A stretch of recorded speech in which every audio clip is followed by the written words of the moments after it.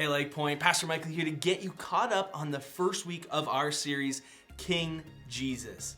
In this series, we'll be looking at the Gospel of Mark and exploring how Jesus became king. Now, one of the greatest New Testament scholars, N.T. Wright, says this. He says the whole point of the Gospels is to tell the story of how God became king on earth as in heaven. Now, why the Gospel of Mark and not one of the other three Gospel accounts? Like, why are we looking at Mark? Well, there's three reasons. First, Mark's Gospel is the oldest of the four Gospels. It was written before Matthew, Luke, or John wrote their accounts. Second, Mark's Gospel is fast-paced and action-packed, and it is by far the shortest of the four accounts as it moves very quickly through the life and story of Jesus. And third, Mark's Gospel is actually an eyewitness account from Peter, Jesus' most famous disciple and apostle. Peter was one of the 12 disciples, most likely the oldest. And after the death and resurrection of Jesus, Peter became the spokesperson for the early church, sharing to large crowds and people everywhere about the good news of Christ. He would devote the next 30 years of his life to do so by traveling around the countryside and throughout the Roman Empire, telling others of what he had witnessed and what he had seen. Now, as a fisherman, Peter was an uneducated man with no formal training, much like 90% of the people who grew up in rural areas at that time. And this meant he couldn't read or write, which is where Mark enters the scene. It's believed near the end of Peter's life, most likely while he was in Rome awaiting execution, that Peter dictated his stories to a companion named John Mark. Hence, we have the Gospel of Mark. And so when Peter and Mark team up to write down everything Peter had witnessed, they don't mess around. They cut straight to the chase. In fact, Mark's opening line is a summary statement of the entire book. It captures everything that you'll read about in the next 16 chapters in one sentence. And in that single sentence, Mark identifies for us what the gospel is all about. I mean, check it out. Mark chapter 1, verse 1 says this. It says, the beginning of the good news about Jesus, the Messiah, the Son of God. Now, your translation might say good news or it might say gospel since it's the same word in English. It comes from the Greek word euangelion, and it can be translated as news that brings joy. Now, what is interesting is that in the ancient world, euangelion wasn't a religious word.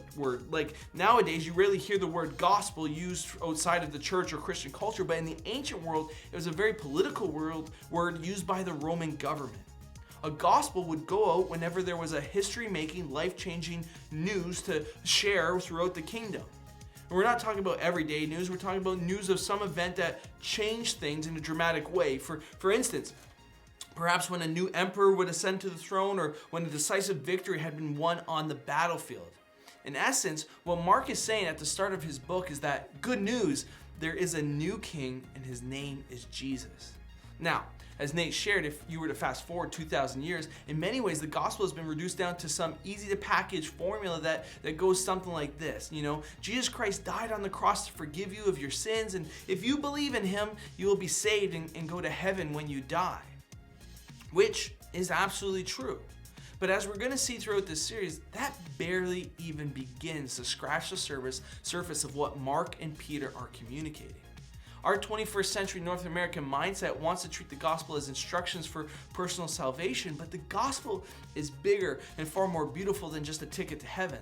The gospel is about Jesus, the universal king, bringing the kingdom of heaven to earth. It's about everything, not just you and me, all of creation experiencing God's righteous rule and bringing together glory to him. As we shared in our recent series, Things I Wish Christians Knew About the Bible was written for us, but it wasn't written to us. It was written thousands of years ago to very different people living in very different cultures.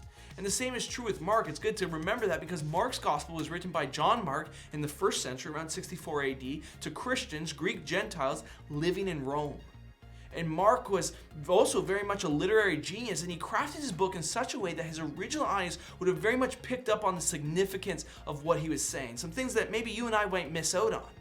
In the very first verse of chapter 1, Mark introduces three different storylines that all converge and reach their dramatic climax in the death and resurrection of Jesus. And so the first storyline that he introduces has to do with Eden, with creation. I mean, notice how Mark actually begins his gospel. He says, the beginning of the good news about Jesus. which is interesting because the opening phrase in the book of Genesis, the very first book of the Bible, is very similar. In fact, in the original language, it is the exact same phrase. Genesis chapter 1 verse 1 says, "In the beginning God created the heavens and the earth." And then in Mark chapter 1 verse 1, "In the beginning God sent his Son." Mark is saying right from the intro, hey, listen up everybody, God is about to do something really big. It's as big as when he first created the world. And then all throughout Mark's account, he uses creation imagery to announce this good news, this gospel message. Time and time again, Mark keeps pointing us back to the creation story because as far as he is concerned, the introduction of Jesus is no less momentous than the creation of the world itself. Mark is saying, in Jesus, a new world is being birthed. Jesus is the beginning of a recreation of Eden. The second storyline has to do with the story of Israel and their awaited Messiah. It's why Mark writes that in the beginning of the good news about Jesus, the Messiah, he calls him the Messiah, the Christ. Messiah and Christ, they are the same word. Christ isn't Jesus' last name. It's not even a title that means divine one. Christ is a Greek version of the Jewish title Messiah, and it means anointed one or coming king. And all throughout the Old Testament, we read about a Messiah who would one day come and make the world right. Just like the prophets, high priests, and kings in the Old Testament, the Messiah would be anointed by God to rescue Israel from its oppressors and establish God's righteous rule here on earth. The Jews were anticipating a prophet-like king, a politician warrior who would start a revolution that would return Israel to power and restore God's glory on earth through the Torah and through the temple. And by the time the first century rolls around, Jews were on pins and needles waiting for the Messiah to come. It was all they talked about. Anytime a new leader emerged, they would be like, is he the Messiah? Is that the guy? Why? Because they had been conquered several times and they were waiting for God to send a deliverer to free them from bondage. And so Mark announces that Jesus is this person. He is the Messiah. He is their long-awaited king. And Mark doesn't stop there, however. He goes on to say this. He says, the beginning of the good news about Jesus, the Messiah, the Son of God, which actually points to the third storyline. And here's where things really get interesting. We think the word Son of God is a religious term, but in Mark's day, it was much better known as a title used for the Caesars. Long before Mark, it was the Roman emperors that claimed to be divine by calling themselves the Son of God. Roman coins in the first century would actually have a picture of Caesar's face on one side, and then on the other side, it would be an inscription in Latin that reads Son of God. Because they believed that Caesar was God's son. He was the mediator, the bridge between God and man, between heaven and earth. And so for Mark to proclaim this gospel that Jesus was Messiah and the Son of God was astonishing on two fronts. For the Romans, it was outright treason. To say that Jesus, not Caesar, as king was punishable by death. I mean, is it any wonder that Jesus and most of his disciples were executed by the empire? Why do you think Peter, the guy who dictated this gospel, got crucified upside down?